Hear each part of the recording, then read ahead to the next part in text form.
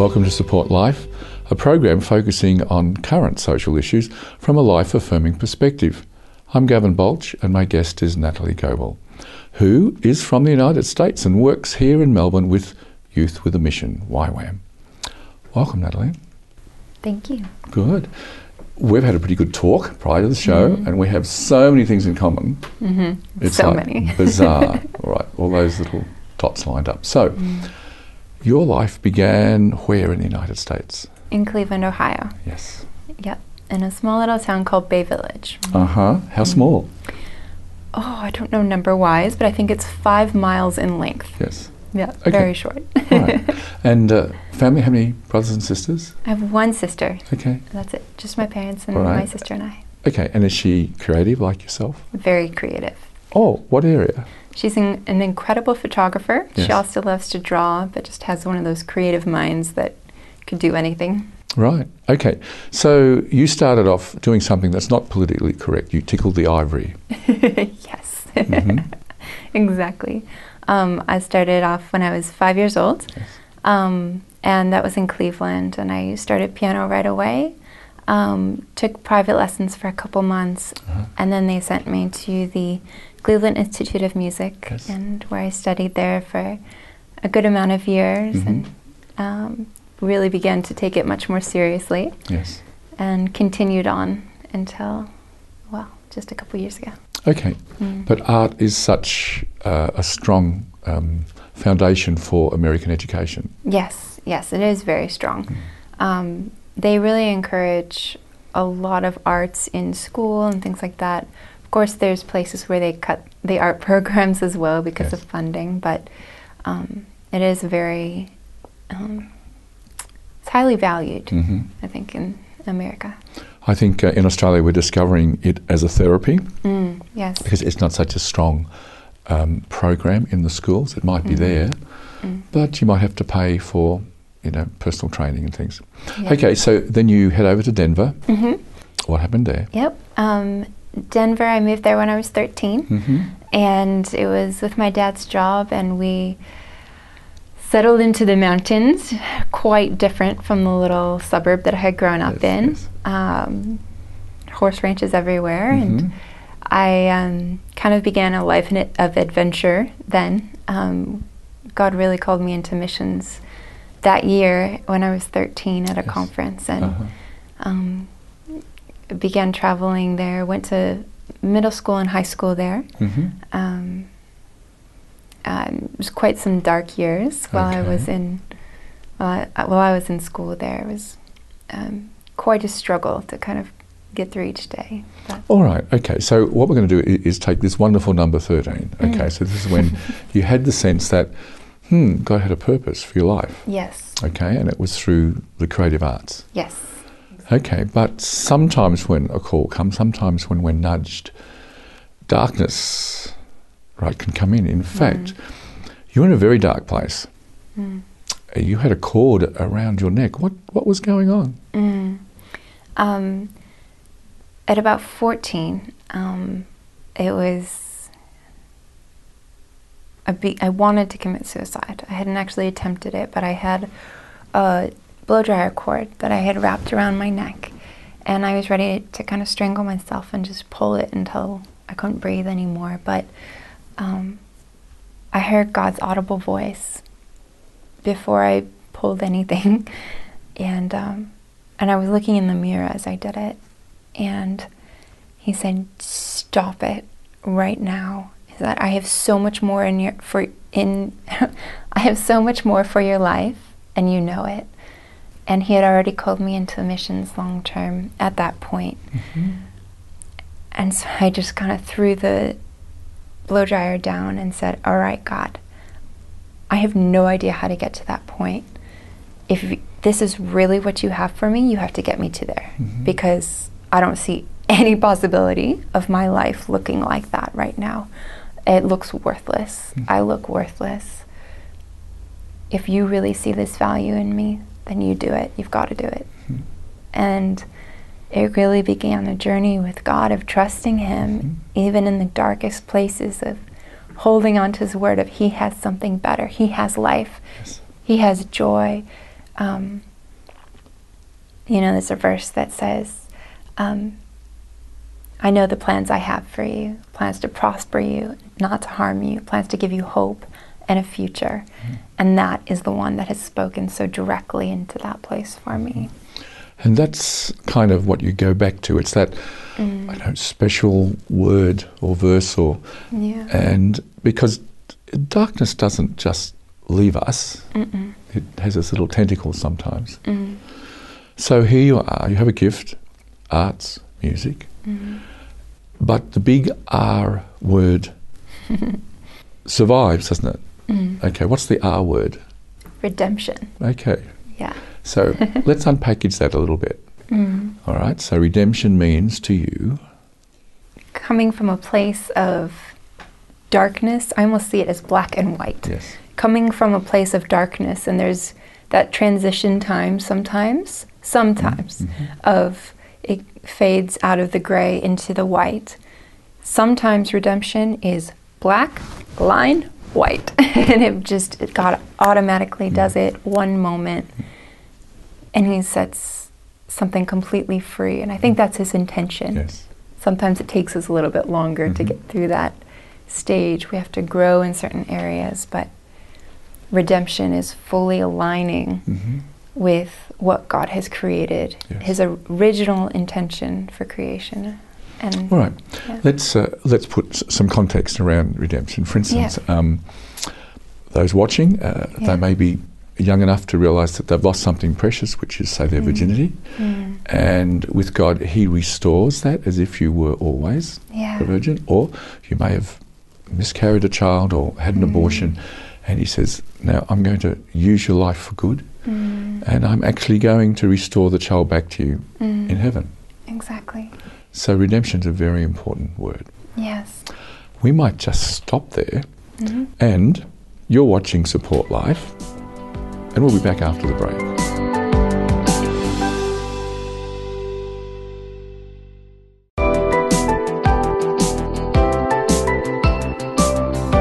Welcome back to Support Life. I'm Gavin Baulch, and my guest is Natalie Goble, who's from the United States and works in Melbourne with Youth with a Mission, YWAM. So here we are, and we've looked at the big R word, redemption. Okay, so you discovered that there was value and purpose in your life and your gifting. Yes, exactly. I had come from such a place of darkness, and as God began to strip those different parts of me away, and really I learned to look at him as, I saw him one time in a vision of coming in kind of through my whole body on this white horse and chasing out some of these things that had been over me in darkness. And he began to awaken something in me. And all my life I had realized somehow I'd missed the fact that my middle name is Joy. And it was the exact place where the enemy had tried to attack in kind of this darkness, this depression. But God had already proclaimed over me, this is Joy. And my first name actually means, it means born on Christmas, Natalie, but it's also sometimes translated then as a gift, like a Christmas gift. And it's a Christmas gift of joy. And for my mother, she had had 3 miscarriages before me. And she just thought at that point, I can't have a child. Like, I don't know how to do this. Like, she was so scared. And the doctors had told her that I was upside down and it was another risky pregnancy. And she was worried. But she had this name already picked out for me of Natalie Joy, a gift of joy. And I was her first child. After all this struggle, all this death, it was like God had put that in her life. He had used me then, and I had to fight through all this darkness. But as God revealed that true identity in me, it began this redemption back to that original state of, this is joy.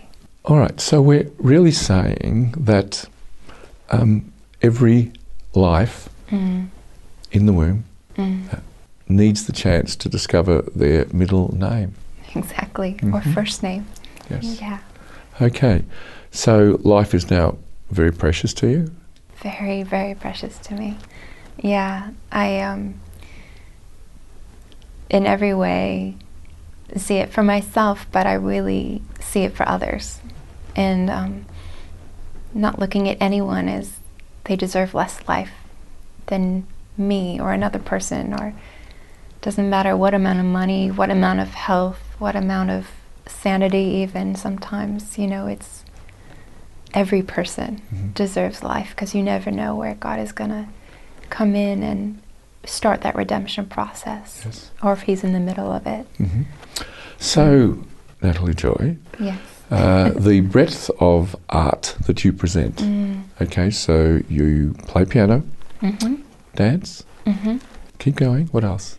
I'm also a visual artist, Yes. and so I do a lot of drawings and paintings that specifically put that on display, the beauty of people and in whatever circumstance they may be in, but mostly ones that are impoverished and all over the world. But I never draw them as sad and depressed, impoverished.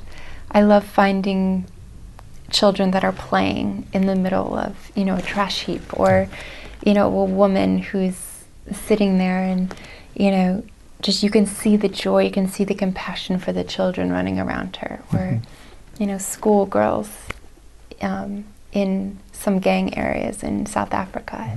That's the kind of work that I do that just, I want to bring that life out. Okay. So you are investing a lot of time in and with girls in particular?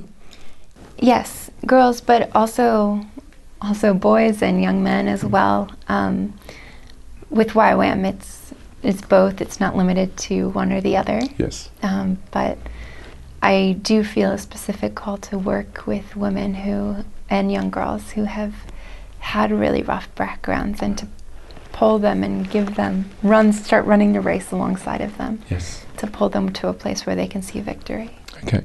So if there's any young women who are watching the show, we're saying to them, it doesn't matter how dark, how terrible the moment seems to be, that can be turned around to help others, to encourage others, to speak with authority into the lives of brokenness. Exactly. And usually it's exactly the place where you feel the most pain and the heaviest darkness, that God is going to take that flip side and bring out the absolute best. There's a purpose in that place where you might feel the most hurt. Okay. Yeah. Can you tell me a story where this has occurred? In my own life or in? Well, let's start with yours, and then we'll move to another precious soul. I think in my own life, very clearly going from depression into joy is one of those things. But I also think that in school, there's more specific parts of that, and where I absolutely saw no value in myself. And actually girls around me would tease me all the time, and the bigger bones, and so I always felt shame, and I could never be that pretty. I could never be that top model. I could never be the person that they wanted me to be, and I saw other girls around me becoming, especially in middle school. You go through that transition. And then I think now that place of pain is where I see the most victory. I can speak into girls who have had some of the hardest places and have maybe gone through abuse and see no value in themselves. And in South Africa specifically, I saw one girl who had gone through all sorts of abuse of all kinds, the worst, lost multiple children by the age of 16. And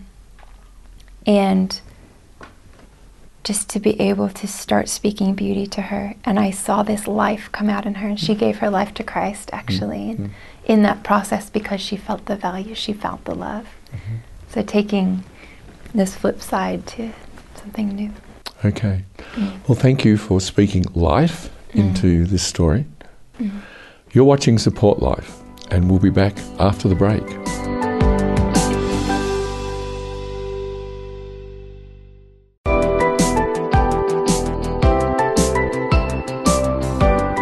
Welcome back to Support Life. I'm Gavin Baulch and my guest is Natalie Goble, who's from the United States and works here in Melbourne with youth with a mission.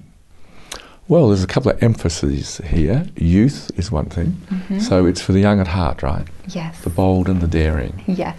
The ones who want to abandon themselves to a better, higher cause. Okay. Why Melbourne, Australia, when you've got all these other experiences?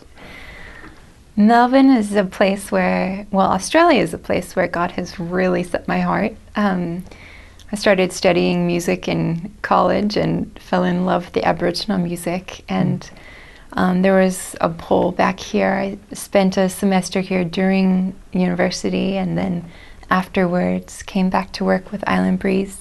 And I really felt an alignment with what they're doing and just the passions that they have and working within cultures and pulling out kind of the fingerprints of what God has put in different cultures. So here is the headquarters of Island Breeze National, and so I came to work among the people and serve alongside their cause. Okay, so you've spent some time with the original inhabitants of this country. Yes. Okay. Yes. And what's been the exchange? Because you would have learned something. What have you learned? Oh my goodness, where do I begin? I think especially for an American, there's so much that the Aboriginal people have to teach us. But I think a lot of it is just their value of honor and their value of an understanding of who's gone before them and who God is. Yeah, especially among the Aboriginals who do know God and do know that place and how much honor they bring to Him. Okay, so where do you go with your students? Because you're a teacher, and I want you to unpackage Island Breeze a little bit too.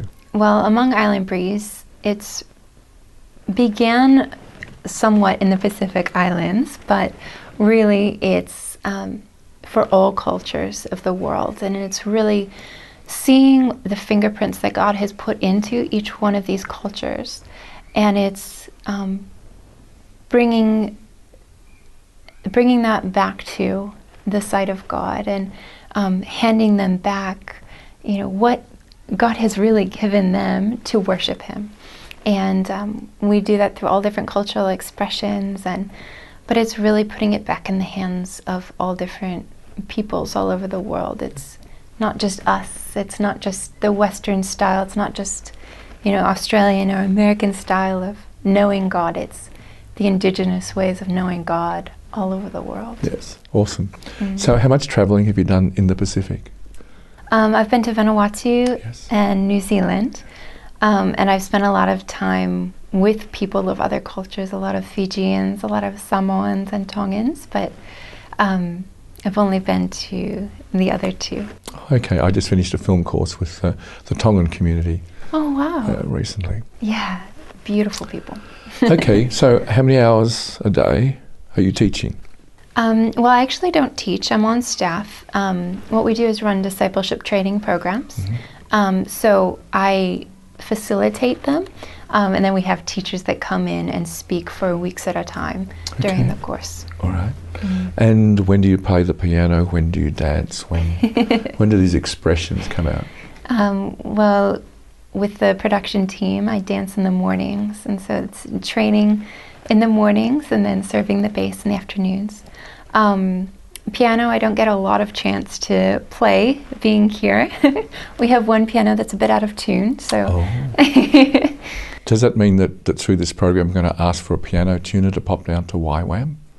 I don't know if it's quite the piano out of tune or my fingers out of tune now. Okay, now we're getting closer to the bone, aren't we? All right. Okay, back to dance and what you're learning from the other cultures. How do you mix up styles and things? I think a lot of it is each dance is, at the moment at least, either all Hawaiian or Tahitian or Tongan or Samoan, bringing full honor to the people of that culture and then taking it on as our own. So, we only learn it when it's taught by a Tongan or a Samoan or a Hawaiian, or someone who's had the authority and teaching to pass it on, and dance it as though we are of that culture, and really embodying that as worship to God. Okay, so that's part of it. So we're really learning that old word, humilitas. We're humbling ourselves. We're submitting to another. Exactly. It's not a bad thing, is it? No. Okay. It's very different for an American, but it's definitely not a bad thing. Yeah, different for Australians too, to some degree, because we're just who we are, and we think that we are a little dominant, perhaps. Okay, what are some of the sweetest stories that you've bumped into? I think when I was in Vanuatu, one of my favorite things that was quite new to me was we would do prayer walks around the community. Sometimes the afternoons were not planned at all, as island style goes sometimes, and so I just take a walk and spend some time with God. But then I started running into people, and they were so open and humble, and so I would pass some people's houses on a regular basis, and the kids would be playing in the yard, and they'd start inviting me in. And I remember one day I just heard this, hey, and then they had heard my name somewhere, because blonde hair, blue eyes, white skin, walking through town stands out. And a girl was like, Natalie. And so I went over, and they invited me into their house for tea. And I sat down there were two mamas there, and then some of the kids, and I just sat for hours. And I remember this girl then became kind of like stuck to my side. I was there for 3 or 4 weeks, and every day, morning, noon, night, she was the only girl around, and she would just stick right next to me. And over the course of that week, I just saw her become more and more soft towards God. She started hearing God's voice. We would do different activities, and it was so beautiful. And she started wearing flowers in her hair. She was quite a little tomboy, but she started wearing these gorgeous flowers. And I was like, just seeing God work by just loving people and spending time with people. It's something I really learned with YWAM in Vanuatu, especially, just seeing God's heart for people. All right, well, we'll close with that. Yep. And for those watching, we hope that you'll wear a flower as you move off to wherever you go. You've been watching Support Life, and that's all for our program today. Join us again next week. Goodbye.